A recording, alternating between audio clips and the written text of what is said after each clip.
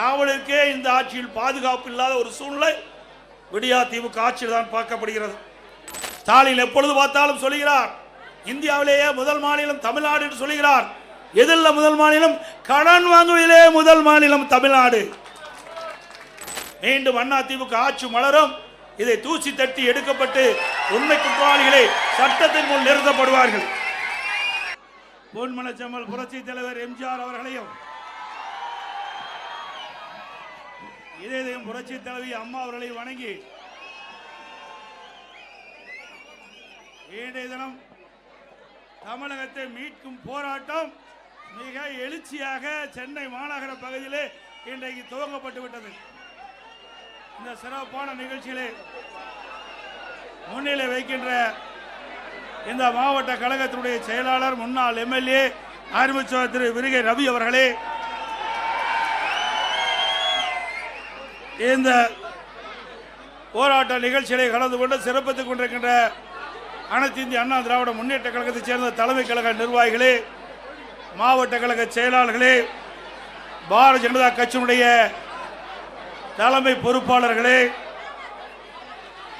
பாட்டாளி மக்கள் கட்சியைச் சேர்ந்த தலைமை பொறுப்பாளர்களே, அம்மா மக்கள் முன்னேற்ற கழகத்தைச் சேர்ந்த தலைமை பொறுப்பாளர்களே, தமிழ் மாநில காங்கிரஸ் கட்சியைச் சேர்ந்த மாநில பொறுப்பாளர்களே, ஐஜேகே கட்சியைச் சேர்ந்த மாநில பொறுப்பாளர்களே, புதிய நீதி கட்சியைச் சேர்ந்த மாநில பொறுப்பாளர்களே, புரட்சி பாரத கட்சியைச் சேர்ந்த மாநில பொறுப்பாளர்களே, தமிழக மக்கள் முன்னேற்ற கழகத்தைச் சேர்ந்த மாநில பொறுப்பாளர்களே, பெருந்தலைவர் மக்கள் கட்சியைச் சேர்ந்த மாநில பொறுப்பாளர்களே, இந்திய உழவர் உழைப்பாளர் கட்சியைச் சேர்ந்த மாநில பொறுப்பாளர்களே மற்றும் இந்த ஆர்ப்பாட்ட நிகழ்ச்சியிலே கலந்து கொண்டு சிறப்பித்துக் கொண்டிருக்கின்ற தேசிய ஜனநாயக கூட்டணியில் அங்கமிக்கின்ற கட்சியினுடைய மாநில பொறுப்பாளர்களே, இந்த நிகழ்ச்சியில் பங்கு பெற்றிருக்கின்ற முன்னாள் நாடாளுமன்ற சட்டமன்ற உறுப்பினர்களே, கழகத்திலே பல்வேறு பொறுப்புகளை வைக்கின்ற நிர்வாகிகளே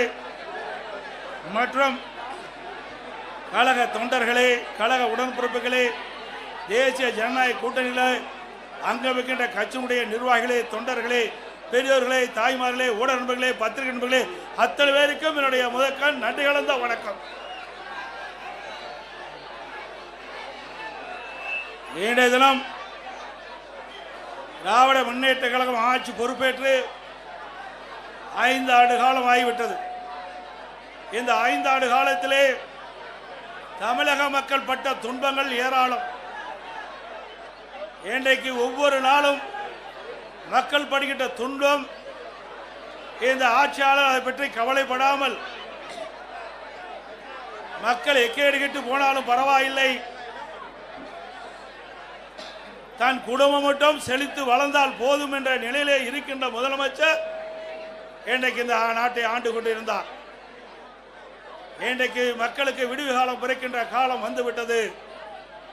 திராவிட முன்னேற்ற கழகம் எப்பொழுது ஆட்சியிலே அமர்ந்ததோ அன்று முதல் இன்று வரை எங்கே பார்த்தாலும் கஞ்சா விற்பனை, போதைப் பொருள் விற்பனை, கள்ளச்சாராய விற்பனை, இப்படி தமிழகம் முழுவதும் சர்வசாதாரணமாக கிராமத்தில் இருந்து நகரம் வரை போதை நடமாட்டம் அதிகரித்து விட்டது. போதைப் பொருள் விற்பனை ஜரூராக தமிழகத்திலே நடந்து கொண்டிருக்கின்றது. இதை பற்றியெல்லாம் கவலைப்படாத முதலமைச்சர், பொம்மை முதலமைச்சர், ராணியற்ற முதலமைச்சர், திறமையற்ற முதலமைச்சர் திரு ஸ்டாலின் அவர்கள் இன்றைய தினம் நம்முடைய குழந்தைகளை சிறப்பான கல்வி கிடைக்க வேண்டும் என்ற அடிப்படையிலே பள்ளிக்கு அனுப்புகிறோம், கல்வியிலே படிக்க வைக்கின்றோம். அவருடைய எதிர்காலம் சிறக்க வேண்டும் என்ற அடிப்படையிலே எவ்வளவு கஷ்டத்துக்கு இடையிலும் நாம் பெற்ற பிள்ளை எதிர்காலத்திலே சிறப்பாக வாழ வேண்டும் என்ற அடிப்படையிலே நாம் பள்ளிக்கும் கல்லூரிக்கும் அனுப்பி வைக்கின்றோம். ஆனால் இன்றைய ஆட்சியாருடைய கொடுமையால் அந்த பள்ளி மாணவர்கள் கல்லூரிகள் அருகிலே கஞ்சா விற்பனையால் இன்றைக்கு அந்த மாணவர்கள் அதற்கு அடிமையாகி அவள் சீரழியக்கூடிய காட்சி தமிழகத்திலே பார்க்கப்படுகிறது.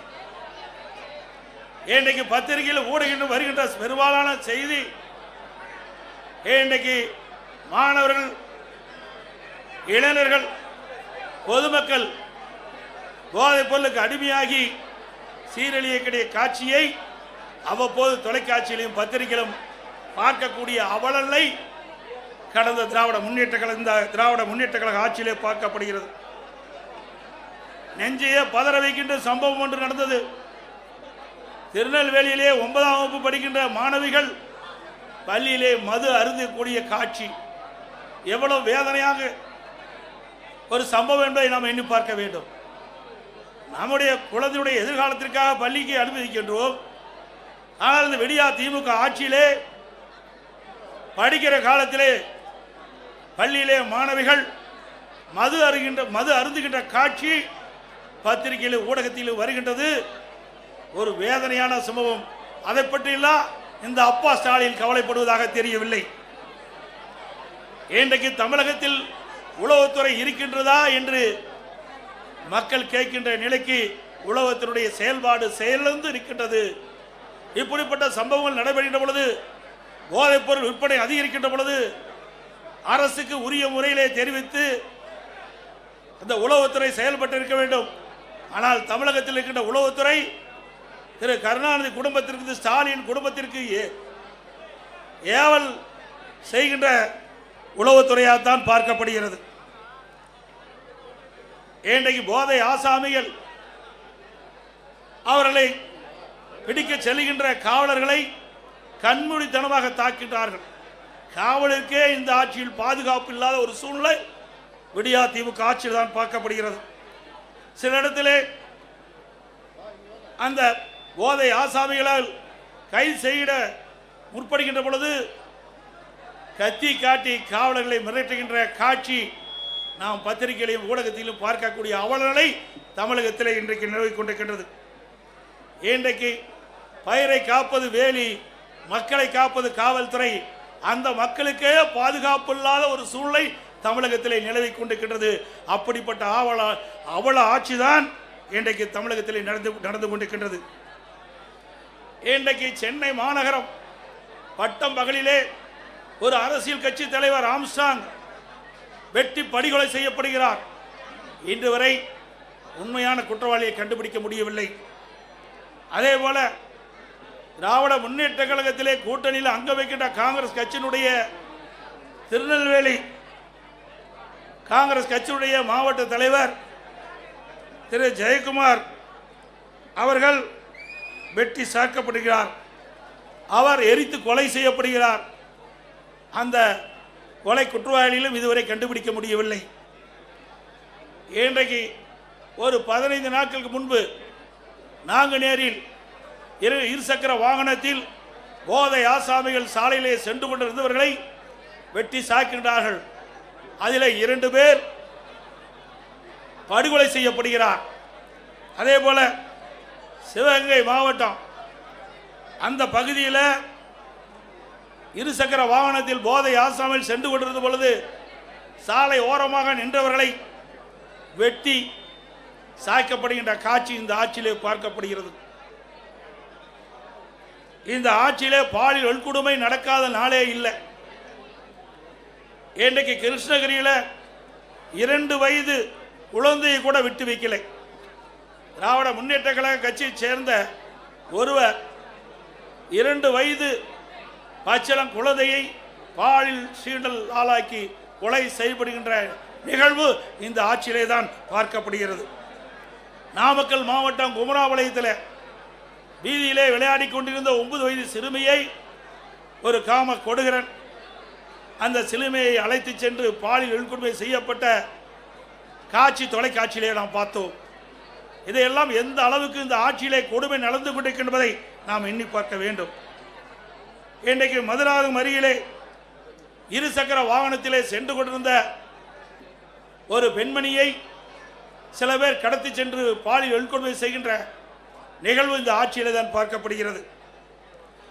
அண்மையிலே 3 நாட்களுக்கு முன்பு தூத்துக்குடி மாவட்டம் விளாத்திக்குளம் பகுதியிலே பள்ளியிலே படிக்கின்ற மாணவி, அந்த மாணவியை கடத்தி சென்று பாலியல் வன்கொடுமை செய்து கொலை செய்கின்ற ஒரு துர்ப்பாக்கியமான ஆட்சி இந்த ஆட்சியிலே பார்க்கப்படுகிறது.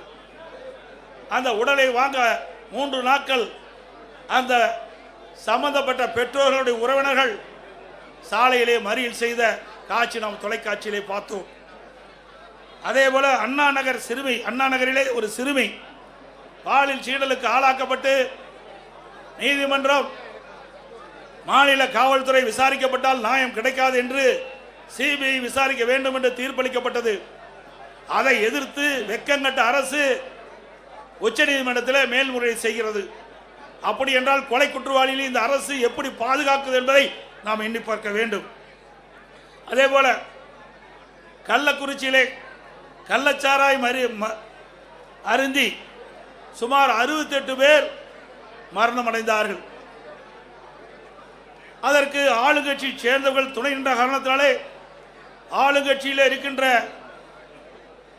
அந்த நபர்கள் தப்பித்து விடக்கூடாது என்பதற்காக மாநில காவல்துறை விசாரிக்கப்பட்டால் நியாயம் கிடைக்காது என்ற அடிப்படையிலே அனைத்து இந்திய அண்ணா திராவிட முன்னேற்ற கழகம் உயர்நீதிமன்றத்திலே இந்த வழக்கை சிபிஐ விசாரிக்க வேண்டும் என்று வழக்கு தொடர்ந்து நீதிமன்றம் சிபிஐ விசாரிக்கலாம் என்று தீர்ப்பளிக்கப்பட்டது. ஆனால் இந்த விடியா திமுக அரசு உச்ச நீதிமன்றத்திலே மேல்முறையீடு செய்தது. இதிலிருந்து நாம் பார்க்க வேண்டும், குற்றவாளிகளுக்கு துணை நிற்கின்ற அரசாங்கமாக திரு ஸ்டாலின் அரசு செயல்பட்டது என்பதை நிரூபணமாயிருக்கின்றது. அதே போல அண்ணா பல்கலைக்கழகத்திலே மாணவி பாலியல் சீண்டலுக்கு ஆளாக்கப்படுகிறார். அதிலே ஒரு அமைச்சர் திமுக கட்சி சேர்ந்தவர்களெல்லாம் ஈடுபட்டிருக்கின்றார்கள். ஆனால் அந்த வழக்கு நீத்து போகின்ற அளவுக்கு இன்றைய நிலைமை இருக்கின்றது. மீண்டும் அண்ணா திமுக ஆட்சி மலரும், இதை தூசி தட்டி எடுக்கப்பட்டு உண்மை குற்றவாளிகளை சட்டத்தின் முன் நிறுத்தப்படுவார்கள்.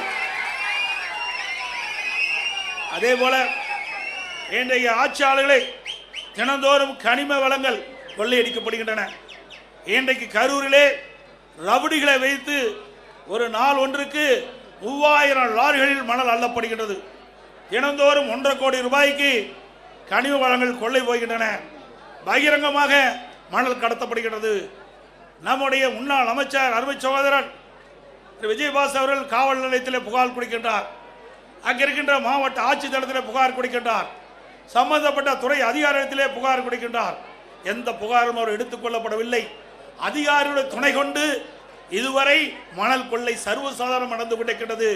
அங்கே ஒரு திமுக முன்னாள் அமைச்சர் முழுமையாக இந்த கனிம வள கொள்ளையில் ஈடுபட்டிருக்கின்றார். ஆக இப்பொழுது இருக்கின்ற அதிகாரிகள் அத்தனை பேரும் இந்த கனிம வள கொள்ளைக்கு துணை வகிக்கின்றார்கள். அனைத்து இந்திய அண்ணா திராவிட முன்னேற்ற கழக அரசு உங்களுடைய மகத்தான ஆதரவை ஆட்சி அமைந்தவுடனே இந்த கனிம வள கொள்ளையிலே யாரெல்லாம் ஈடுபட்டார்கள், யாரெல்லாம் இதற்கு துணை நின்றார்கள், அவர்கள் மீதெல்லாம் சட்ட ரீதியாக நடவடிக்கை எடுக்கப்படும் என்பதை நேரத்தில் தெரிவித்துக் கொள்கின்றேன். இன்றைக்கு நாம் பார்ப்பதெல்லாம் நாம் வைத்திருக்கின்ற பணத்தை திருடுவார்கள், இல்லது வீட்டிலே திருடர்கள் பூந்து நகையை திருடுவார்கள். ஆனால் இன்றைக்கு விடியா திமுக ஆட்சியிலே உடல் உறுப்புகளை திருடுகின்ற ஒரே ஆட்சி இந்த ஆட்சியிலே தான் பார்க்கப்படுகிறது. சிந்தித்து பாருங்கள்.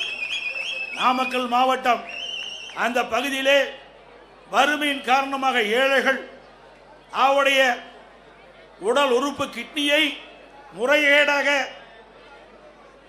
இன்றைக்கு திமுக கட்சி சேர்ந்த எம்எல்ஏ மருத்துவமனையிலே அழைத்து சென்று முறைகேடாக அவருடைய கிட்னியை இன்றைக்கு திருடியிருக்க என்று சொன்னால் இந்த ஆட்சி எப்படிப்பட்ட ஆட்சி என்பதை எண்ணி பார்க்க வேண்டும்.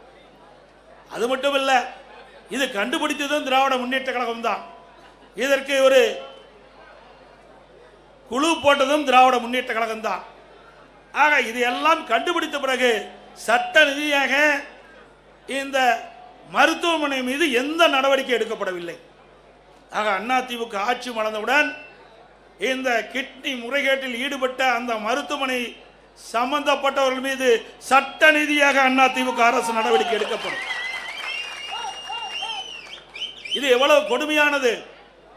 நாட்டிலே பாதுகாப்பு கொடுக்கக்கூடிய ஒரு அரசாங்கம் அந்த ஆளுங்கட்சி சேர்ந்த எம்எல்ஏ மருத்துவமனையிலே இப்படிப்பட்ட கொடுமையான நிகழ்வு நடைபெற்று சொன்னால் இந்த ஆட்சி எப்படிப்பட்ட ஆட்சி என்பதை மக்கள் எண்ணி பார்க்க வேண்டும்.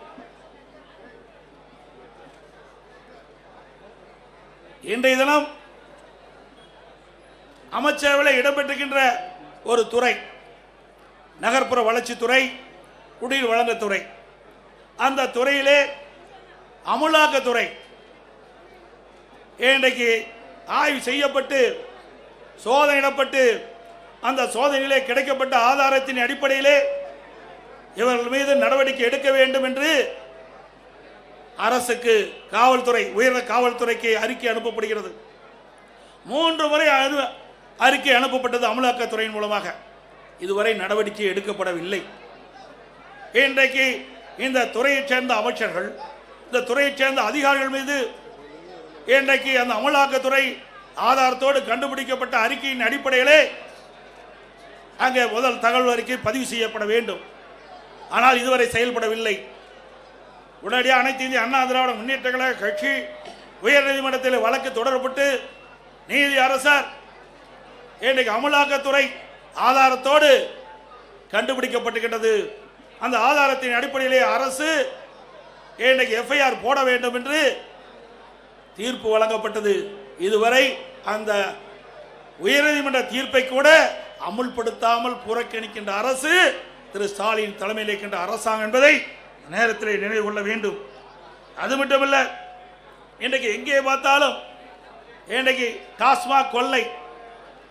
இன்றைக்கு தமிழகம் முழுவதும் 6000க்கு மேற்பட்ட மதுக்கடைகள் இருக்கின்றன. அந்த மதுக்கடையிலே சுமார் ஒரு நாளைக்கு 1.5 கோடி பாட்டில் விற்பனை ஆகின்றது. டாஸ்மாக் கடையிலே ஒரு பாட்டிலுக்கு 10 ரூபாய் என்று விலை நிர்ணயிக்கப்படுகின்ற பொழுது ஒரு நாளைக்கு 1.5 கோடி பாட்டில் டாஸ்மாக் கடையிலே விற்பனை மூலமாக ஒரு நாளைக்கு 15 கோடி ரூபாய் இந்த டாஸ்மாக் நிறுவனத்தின் மூலமாக முறையீடாக கொள்ளையடிக்கின்ற அரசு. இந்த அரசு ஒரு மாதத்திற்கு 450 கோடி, வருடத்திற்கு 5400 கோடி, இந்த 5 ஆண்டு காலத்தில் சுமார் 24,000 கோடி இந்த டாஸ்மாக் பாட்டில் விற்பனையில் மட்டும் முறையீடாக நடைபெற்ற பணம் கொள்ளையடிக்கப்பட்டுகின்றது. அதோடு இன்றைக்கு இந்த ஆட்சி பொறுப்பேற்ற பிறகு எல்லா பொருளும் விலை உயர்ந்து விட்டது. உணவுப் பொருட்கள் விண்ணை முட்டுகின்ற அளவுக்கு விலை உயர்ந்து விட்டது. இந்த ஆட்சியிலே மக்களுக்கு வேலை வாய்ப்பு கிடையாது. ஒரு பக்கம் வேலை வாய்ப்பு இல்லை, வருமானம் இல்லை குடும்பத்திற்கு, மறுபக்கம் விலைவாசி உயர்வு. அரிசி விலை உயர்ந்து விட்டது, எண்ணெய் விலை உயர்ந்து விட்டது, பருப்பு விலை உயர்ந்து விட்டது. இன்றைக்கு மளிகை சாமானுடைய பொருள் உயர்ந்து விட்டது 40%. ஆக மக்கள் குடும்பம் நடத்துவதற்கு கடினமான சூழ்நிலை தத்தளித்துக் கொண்டிருக்கின்ற நிலை இந்த ஆட்சியிலே பார்க்கப்படுகிறது. அதையெல்லாம் குறைப்பதற்கு இந்த அரசாங்கத்திலே போதிய கவனம் செலுத்தவில்லை. ஆனால் இன்றைய முதலமைச்சர் ஆளுகின்ற ஆட்சி இருக்கின்ற வரை அவர் போட்டோ ஷூட் தினந்தோறும் காலையிலே போட்டோ ஷூட் எடுப்பார், மாலையிலே பத்திரிகையில் ஊடகத்தில் வரும். அதுதான் இந்த 5 ஆண்டு காலத்தினுடைய இந்த விடியா திமுக ஆட்சியுடைய சாதனை என்பதை நாட்டு மக்கள் அறிவார்கள். அதே போல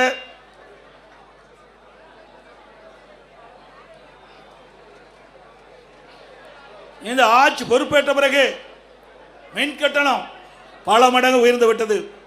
சென்னை மாநகர மக்கள் எண்ணி பார்க்க வேண்டும். அனைத்து இந்திய அண்ணா திராவிட முன்னேற்ற கழக ஆட்சியில் இருந்த மின் கட்டணத்தை விட திராவிட முன்னேற்ற கழகம் ஆட்சிக்கு வருவது பன்மடங்கு மின் கட்டணத்தை அதிகரித்திருக்கின்றது. அண்ணா திமுக ஆட்சியிலே 1000 ரூபாய் மின் கட்டணம் செலுத்துவோர் என்றால் இப்பொழுது 2500 ரூபாய் மின் கட்டணம் செலுத்த வேண்டிய சூழ்நிலை ஏற்பட்டிருக்கிறது.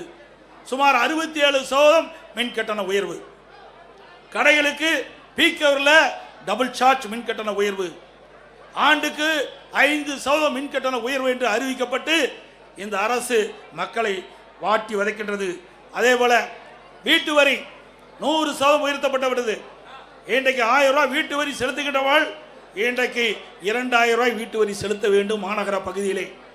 அதோட கடைக்கு அண்ணா திமுக ஆட்சியிலே 1000 ரூபாய் நீங்கள் கடை வரி செலுத்த வேண்டும் இருந்தால் இப்பொழுது 2500 ரூபாய் கடைக்கு வரி செலுத்த வேண்டும். அது மட்டும் இல்லாமல் ஆண்டுக்கு 6% இந்த வரிகள் உயர்த்தப்படுகின்றன.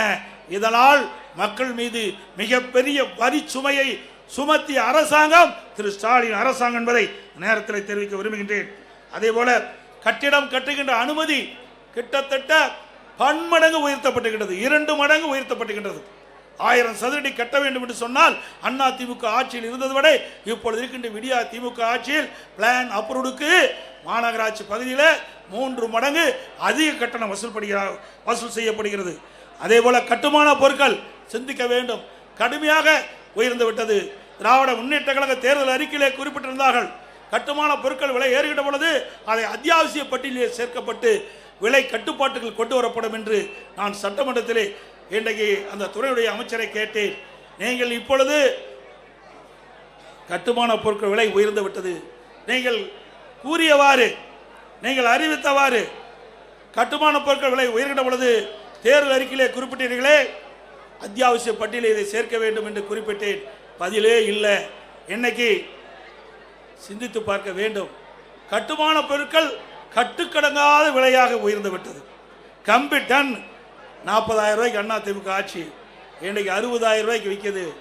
சிமெண்ட் ஒரு மூட்டை அண்ணா திமுக ஆட்சியில் 240, இன்னைக்கு 340 ரூபா. அதுபோல் எம்சாண்ட் 3000 ரூபாய்க்கு விற்ற எம்சாண்ட் 5500 ரூபா. ஜல்லி ஒரு யூனிட் 2000 ரூபாய்க்கு விற்றது, இன்றைய தினம் 6000 ரூபாய்க்கு விற்கிறது. இப்படி பன்மடங்கு கட்டுமான பொருட்களுடைய விலை உயர்ந்தனால கட்டுமான தொழில் கடுமையாக பாதிக்கப்பட்டது. லட்சக்கணக்கான தொழிலாளர்கள் பாதிக்கப்பட்டார்கள். இன்றைக்கு வீடு கட்டுகின்றவர்கள் மிகுந்த வேதனைக்கு உட்பட்ட நிலை இன்றைக்கு உருவாக்குகிறது. அது மட்டுமல்ல, ஸ்டாலின் எப்பொழுது பார்த்தாலும் சொல்லுகிறார், இந்தியாவிலேயே முதல் மாநிலம் தமிழ்நாடு என்று சொல்லுகிறார். எதில் முதல் மாநிலம்? கடன் வாங்குவதிலே முதல் மாநிலம் தமிழ்நாடு.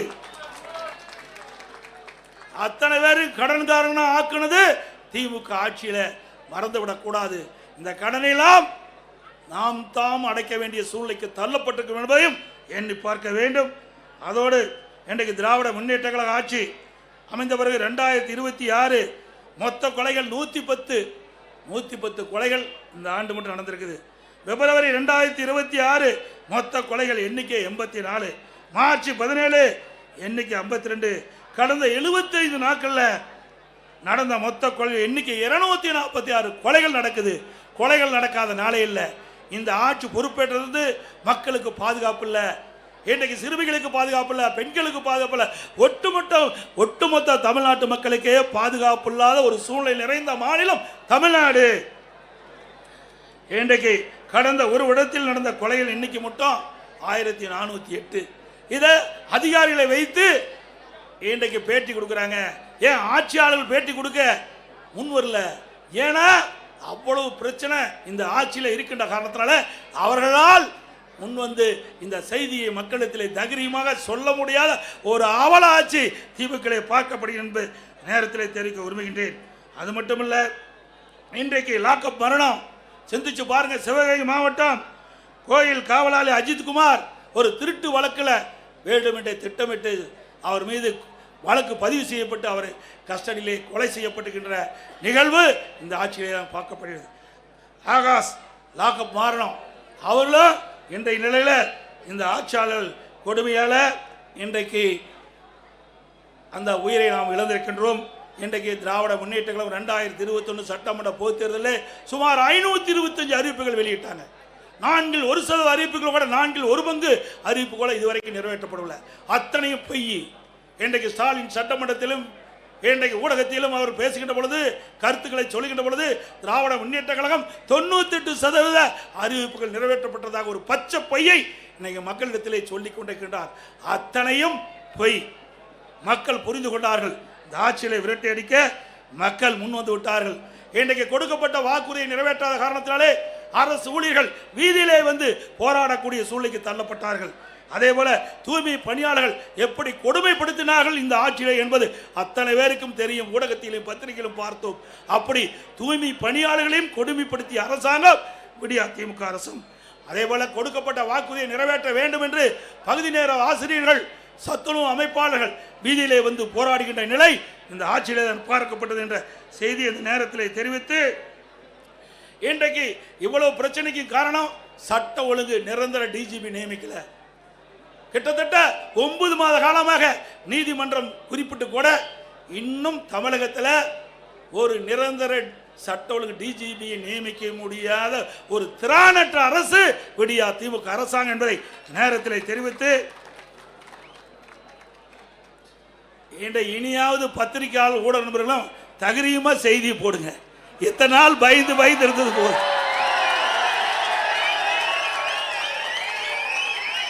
நான் சொல்லுவது அத்தனையும்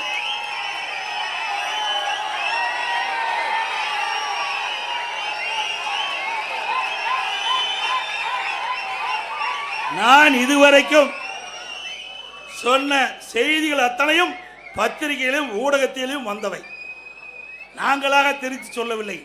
ஆகவே இந்த உண்மை செய்திகள் எல்லாம் நாட்டு மக்களுக்கு கொண்டு போய் சேர்க்க வேண்டிய கடமை ஊடக நண்பர்களுக்கும் பத்திரிகைகளுக்கும் இருக்கின்ற என்பதை உணர்ந்து நடுநிலையோடு செயல்பட்டு நாட்டு மக்களை பாதுகாப்பதற்கு நீங்கள் அத்தனை பேரும் ஊடக நண்பர்களும் பத்திரிகைகளும் துணை நிற்க வேண்டும் என்று அன்போடு உங்களை கேட்டுக்கொள்கின்றேன். மக்கள் ஒரு ஆட்சி அகற்றப்பட வேண்டும். குடும்ப ஆட்சிக்கு முற்றுப்புள்ளி வைக்கின்ற தேர்தல் இந்த தேர்தல்.